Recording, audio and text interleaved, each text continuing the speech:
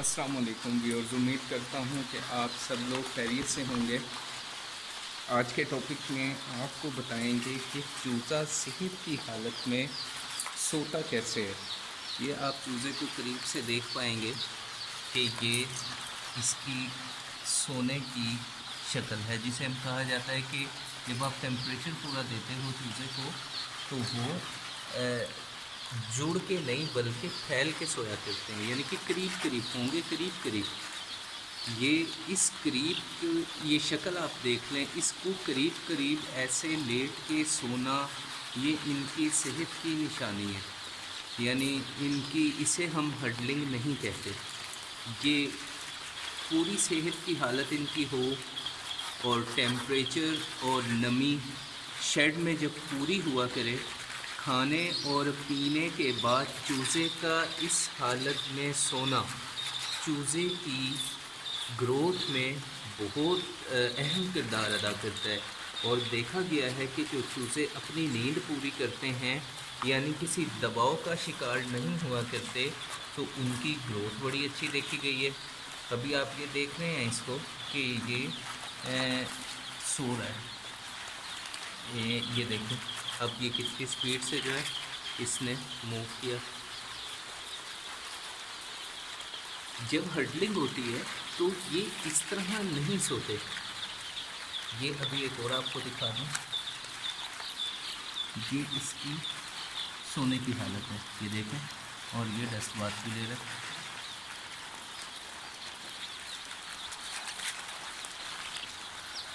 Huddling में इनकी तवज्जो होती है एक दूसरे से चिमट के सोना।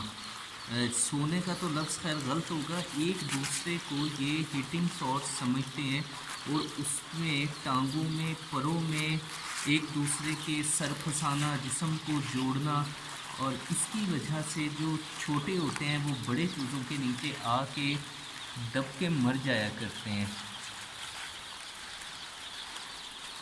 ये ज़रूरी नहीं है कि बीमारी में ही ऐसा हो। अगर आपका दर्जा हरारत शेड में कम हुआ करे ब्रूडिंग के दौरान, तो ये मसला देखा गया है कि ये पेश आता है। मैंने आज सोचा कि इस पे आप लोगों को ये फ़र्क समझाया जाए कि हडलिंग में और ऐसे चूज़े के साथ बैठने में ये फ़र्क क्या होता है, आप इसको समझ लें।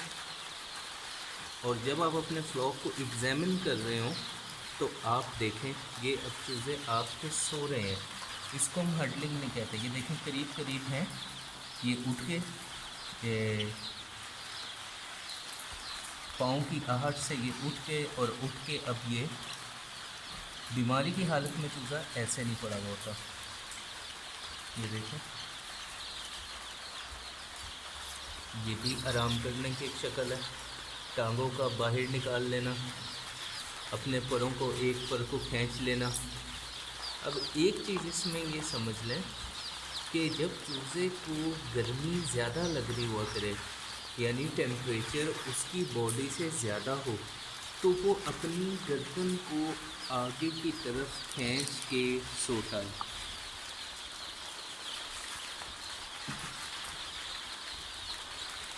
ये आप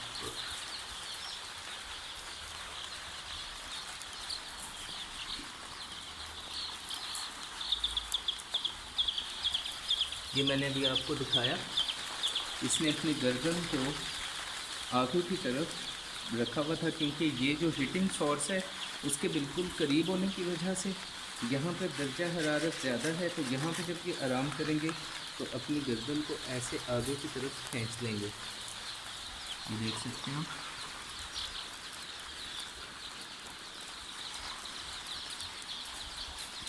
ये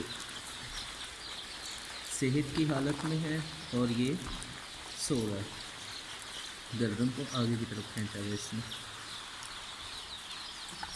इसको हम थोड़ा सा हिलाते हैं आपको बताने के लिए। ये देखो, ये उठ गया, ये देखो परों को फटता खारिश की, ये एक फितरी अमल है। और अब ये पानी की तरफ जाएगा। ये अभी आप देख रहे हैं लड़ाइयाँ लेना इनकी।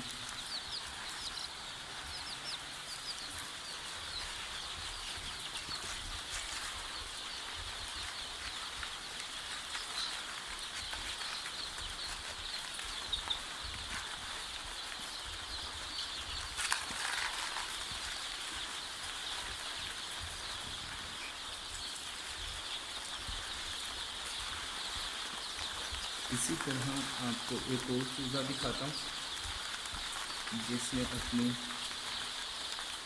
पर और टांग को एक साइड पे फेंका है।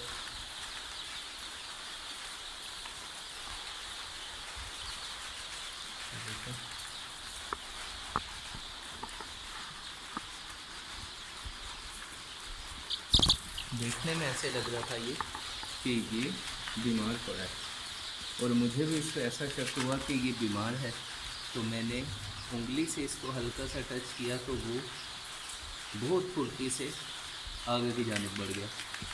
आप अपने चूज़ों को जब टाइम देंगे, अपने चूज़े के साथ वक्त गुजारेंगे थोड़ा, तो आपको इनकी कई चीज़ें खुद से सामने ऐसी आती हैं कि आपको समझने में मुश्किल ही नहीं पेश आया करती कि ये जुड़ना बीमारी की वजह से है या दर्जा हरारत और नमी की वजह से है।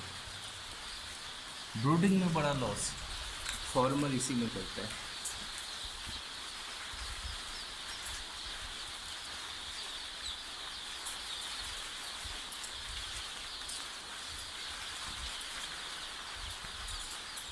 ये देखें सेहत की हालत है ये अभी थोड़ी सी आहट से उठ क्या चीज़ें, और ये इसकी मूवमेंट होगी, ये चला गया।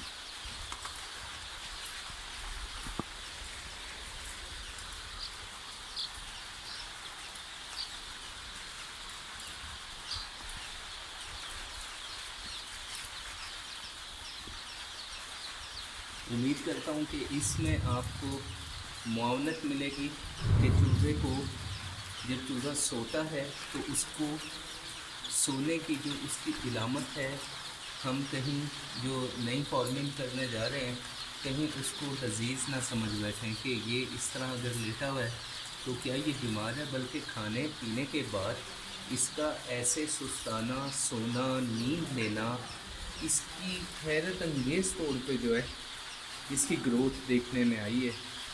क्योंकि जब स्ट्रेस नहीं होगी तो चूज़े ऐसे सोया करते हैं, करवट से सोना, डस्ट बाथ लेना। अभी इनके पर निकल रहे हैं, जो जो टाइम गुजरेगा ये आपको मज़ीद दिखाएंगे। इसमें ये देखें, बिल्कुल इसको परवाह नहीं है, कोई हीटिंग सोर्स नहीं तलाश कर रहा, क्योंकि टेम्परेचर अंदर का पूरा है और ये आराम से एक साइड में अकेला बैठा है।